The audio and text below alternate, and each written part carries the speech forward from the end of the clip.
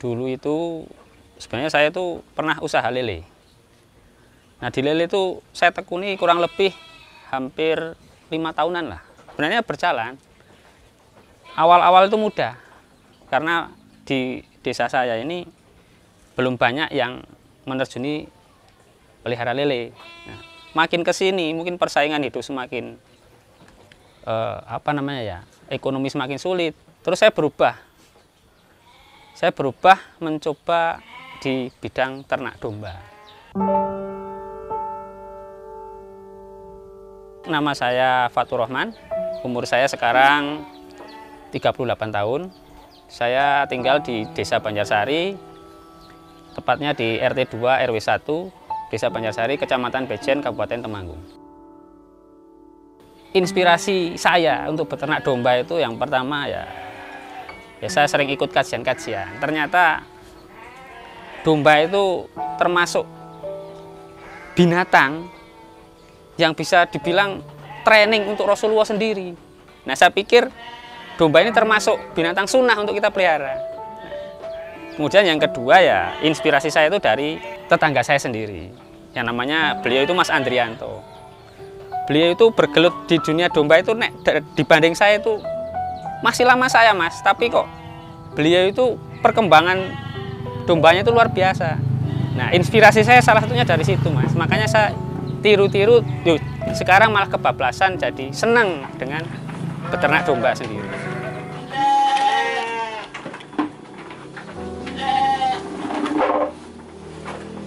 Ada treatment khusus untuk pelihara domba itu, jadi tidak sekedar manual ngarit kayak zaman dulu. Nah, ternyata beliau sudah pakai cara-cara modern seperti pakai konsentrat, kangkung kering. Jadi tenaga kita sebagai peternak itu tidak terkuras habis hanya untuk mengurusi domba-domba kita. Kita masih punya sangat banyak sekali waktu. Di samping itu saya juga nanya-nanya ke Mas Andri, kok bisa sampai sebesar ini, gimana Mas? Nah, ternyata beliau juga menyarankan saya untuk bergabung kemitraan dengan BMT Sukorejo. Dengan kami ikut kemitraan di BMT, Mas, yang pertama jelas kami mendapatkan permodalan, kami dimudahkan dalam hal permodalan. Kemudian yang kedua, kami juga mendapatkan pendampingan, Mas, karena dari pihak BMT sendiri menyediakan pendamping untuk para peternak. Mulai dari awal beternak itu bagaimana, nanti cara edukasi tentang pemberian pakan kering, karena biasanya kami terus terang saja masih manual ngarit. Nah, sekarang dirubah untuk bagaimana cara mengasih pakan kering, jam-jamnya seperti gimana. Jadi semuanya bisa maksimal, Mas. Terus yang tidak kalah pentingnya, di kemitraan BMT ini kami tiap kelompok yang terdiri dari sekitar 5-10 orang itu diadakan agenda rutin, yaitu semacam kajian yang diselenggarakan oleh pihak BMT juga.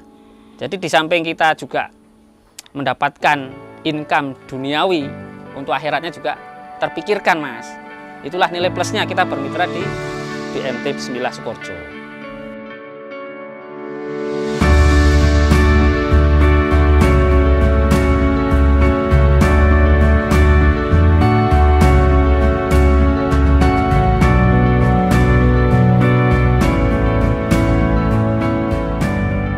Satu pilihan, kebetulan anggota kami itu rata-rata hampir 50% pertanian nih, pertanian, dan mereka biasanya punya sampingan ternak dan kebanyakan domba.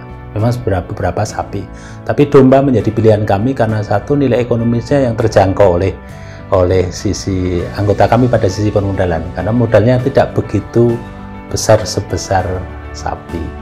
Yang kedua, pemeliharaannya mudah, simple, dan anggota sudah familiar dengan domba, terutama domba-domba di kita.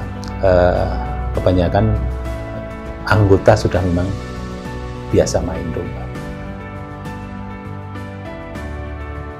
Tawaran untuk berbagi hasil.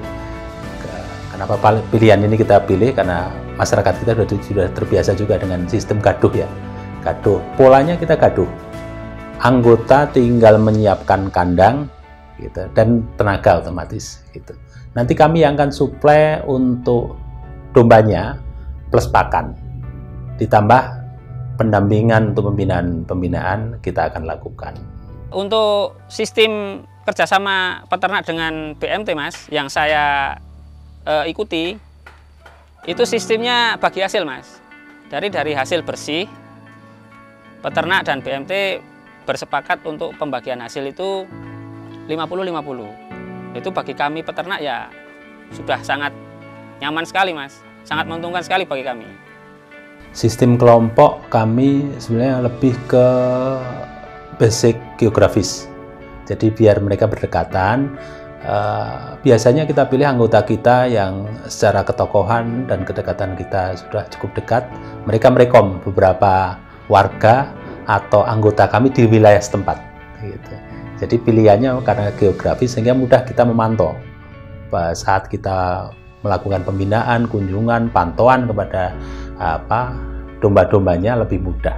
Pendamping kami cukup datang di satu lokasi titik. Di samping didampingi di pemeliharaan, peternak juga sudah tidak kebingungan untuk penjualannya, Mas. Karena BMT sudah memiliki mitra penjualan yang sudah siap setiap saat. Jadi kami sebagai peternak tidak was-was. Peliharaan kami tidak bisa menjual.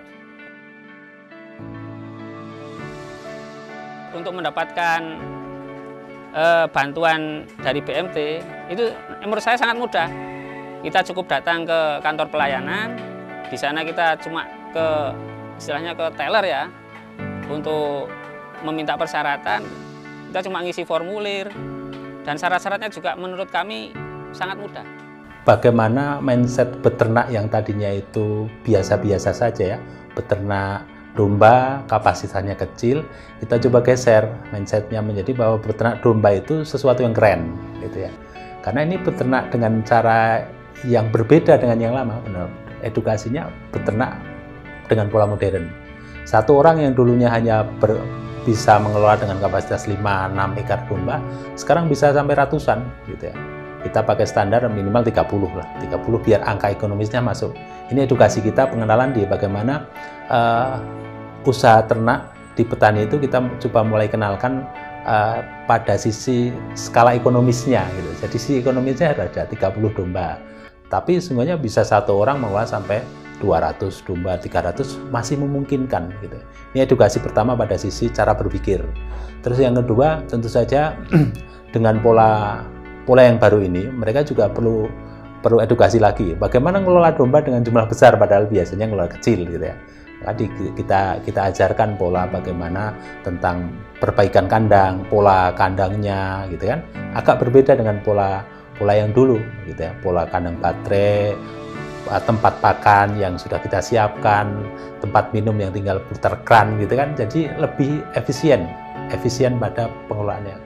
Terus pada sisi pakan kita juga sementara awalnya kita memberikan mereka dengan tadi bantuan domba dan pakan biar mereka nggak repot. Tapi sesungguhnya nanti di sesi-sesi pertemuan kita akan ajarkan kepada mereka bahwa potensi pakan dengan potensi lokal yang ada di sekitar itu kita bisa manfaatkan gitu ya. Jadi apapun, contoh kalau di sini ada limbah jagung gitu ya. Nanti kita coba potensi itu kita garap apa manfaat jagung pada sisi pakan dan macam-macam ya. Tentu saja satu daerah dengan daerah lain akan berbeda gitu. Ini edukasi pada sisi tentang teknologi pakannya kita akan kenalkan perlahan-lahan gitu ya. Meskipun awal kita coba angkat, yang penting orang mau suka aja, mindsetnya berubah dari pengelolaan domba pola lama ke pola modern ya dengan kapasitas yang lebih besar. Gitu. Pentingnya jejaring dan database. Gitu. Jadi jaringan itu penting, gitu. Jaringan itu penting karena selama ini mungkin orang itu beternak sendiri-sendiri karena mereka berikut kecil. Tapi kalau mulai banyak gitu ya, maka jaringan itu menjadi satu keniscayaan. Apalagi era sekarang memang harus kolaborasi gitu ya. Jadi edukasi tentang bagaimana berbagi dengan jejaring yang ada. Jadi kalau tetangganya ikut pelihara domba itu bukan merasa sebagai saingan, tapi itu adalah supporting bersama yang akan menjadikan pasar bersama lebih besar gitu. Brandingnya akan lebih oke gitu ya. Itu mungkin hal-hal edukasi yang kita akan coba masukkan di samping nanti ada edukasi pada beberapa hal ya, karena kami basicnya sebenarnya gerakan dakwah, pintunya masuk ekonomi gitu ya. Nanti tentu saja akan ada hal-hal lain ya, bagaimana membangun masyarakat kelompok ini berdasar makosid syariah.